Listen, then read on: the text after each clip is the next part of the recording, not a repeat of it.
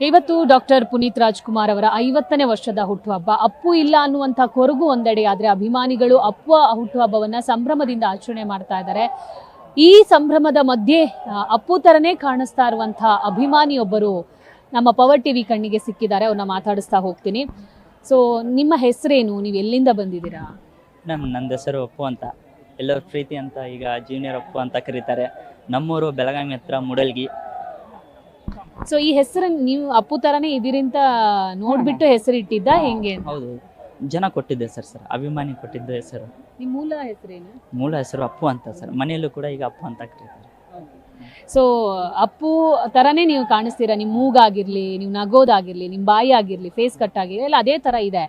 So ಏನಂತಾರೆ ನಿಮ್ಮ ಬೆಳಗಾವಿ ಕಡೆ ಜನರೆಲ್ಲ ನಿಮ್ಮನ್ನ ಯಾವ ತರ ಟ್ರೀಟ್ ಮಾಡ್ತಾರೆ ಅಂತ ಹೇಳಿ? ತುಂಬ ಖುಷಿ ಆಗ್ತಾರೆ ಮೇಡಮ್. ಡೈಲಿ ಕಾರ್ಯಕ್ರಮ ಕರೀತಾರೆ, ಫಂಕ್ಷನ್ ಕರೀತಾರೆ, ಮನೆಗೆ ಕರೀತಾರೆ, ಎಲ್ಲ ಖುಷಿ. ಮನೆಗೆ ಕೂಡ ಬರ್ತಾರೆ ನಮ್ಮ ಮನೆಗೆ ಮೀಟ್ ಮಾಡೋಕ್ಕೆ.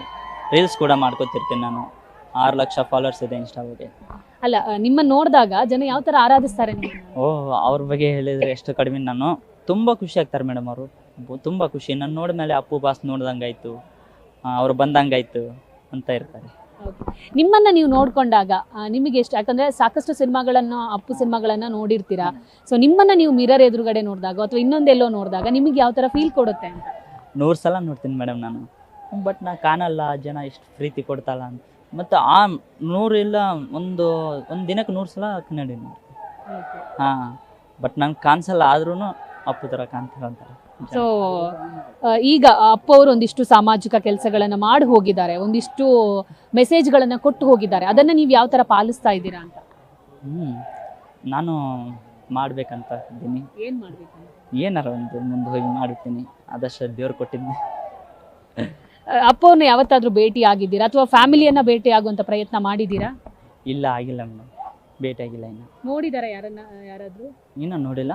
ಜಿ ಕನ್ನಡ ಚಾನ್ಸ್ ಇತ್ತು, ಆ ದಿನ ನಾನು ಡೇಟ್ ಮಿಸ್ ಮಾಡ್ಕೊಂಡು ಹೋಗಿಲ್ಲ ಅಷ್ಟೇ. ಈಗ ಇದರಿಂದ ನಿಮ್ಮ ಒಂದು, ಅಂದ್ರೆ ನೀವು ಒಂದು ಉದ್ಯೋಗವನ್ನ ಕಂಡ್ಕೊಂಡಿದ್ದೀರಾ. ಅಪ್ಪು ಒಂದು ಗೆಟಪ್ ಇರೋದ್ರಿಂದ ನೀವು ಉದ್ಯೋಗವನ್ನ, ಫೇಸ್ ಕಟ್ಟಿರೋದ್ರಿಂದ ಉದ್ಯೋಗ ಕಂಡ್ಕೊಂಡಿದ್ದೀರಾ ಹೆಂಗೆ? ಇದೆ ಅಮ್ಮ, ಇದು ಡೈಲಿ ಫಂಕ್ಷನ್ ಹೋಗ್ತೀನಿ. ರೀಲ್ಸ್ ಇದು ಡೈಲಿ ಕಾರ್ಯಕ್ರಮ ಇರುತ್ತೆ, ಆರ್ಕೆಸ್ಟ್ರಾ, ನಾಟಕ. ಅವ್ರು ತುಂಬ ಖುಷಿ ಆಗ್ತಾರೆ ಮೇಡಮ್ ನೋಡಿದ್ಮೇಲೆ. ಸೊ ಈ ಗೆಟಪ್, ಅದೇ ತರ ಅಪ್ಪವ್ರನ್ನ ಗೆಟಪ್ ಅಲ್ಲಿ ಅವ್ರ ಥರ ಡ್ಯಾನ್ಸ್ ಮಾಡ್ತೀನಿ, ಡೈಲಾಗ್ ಮಾಡ್ತೀನಿ, ಅವ್ರ ಥರ ರೈಟಿಂಗ್ ಮಾಡ್ತೀನಿ, ಎಲ್ಲ ಮಾಡ್ತೀನಿ. ಈಗ ಒಂದು ಜವಾಬ್ದಾರಿ ಜೂನಿಯರ್, ಸೊ ಯಾವ ತರ ಅದನ್ನ ನಿಭಾಯಿಸ್ಕೊಂಡು ಹೋಗ್ತೀರಾ ಅಂತ? ಅವ್ರ ಅಪ್ಪು ಥರನೇ ಸರ್ ಮೇಡಮ್. ಅಪ್ಪು ಥರ ಯಾರ ಬಗ್ಗೆ ನಾನು ಮಾತಾಡಲ್ಲ, ಯಾರ ಬಗ್ಗೆ ಯೋಚನೆ ಮಾಡುತ್ತೀನಿ. ನನ್ನ ಬಗ್ಗೆ ನಾವು ಯೋಚನೆ ಮಾಡ್ತೀನಿ, ನಮ್ಮ ಮನಿ ಫ್ಯಾಮಿಲಿ ಬಗ್ಗೆ ನಾವು ಯೋಚನೆ ಮಾಡ್ತೀನಿ. ಒಂದು ಸೆಂಟೆನ್ಸ್ ಅಲ್ಲಿ ಅಪ್ಪು ಬಗ್ಗೆ ಹೇಳೋದಾದ್ರೆ? ಅಪ್ಪು ಬಗ್ಗೆ ಹೇಳೋದ್ರೆ ಎಷ್ಟು ಹೇಳಿದ್ರು ಕಡಿಮೆನೇ. ಅವ್ರ ದೇವ್ರು ಅಂತ ಅನ್ಕೋತೀನಿ ಮೇಡಮ್ ನಾನು. ನೋಡಿದ್ರಲ್ಲ, ಇದು ಅಪ್ಪು ಅಂತ ಹೆಸರಿಟ್ಕೊಂಡಿರುವಂತಹ ಅಭಿಮಾನಿಯ ಮಾತಾಗಿದೆ. ಅಪ್ಪು ಅಂತಾನೆ ಮೂಲತಃ ಹೆಸರಿಟ್ಕೊಂಡಿರುವಂತಹ ಬೆಳಗಾವಿ ಅಭಿಮಾನಿಯ ಮಾತು. ಕ್ಯಾಮೆರಾ ಪರ್ಸನ್ ಸಂದೇಶ್ ಜೊತೆ ದೀಪಿಕಾ, ಪವರ್ ಟಿವಿ, ಬೆಂಗಳೂರು.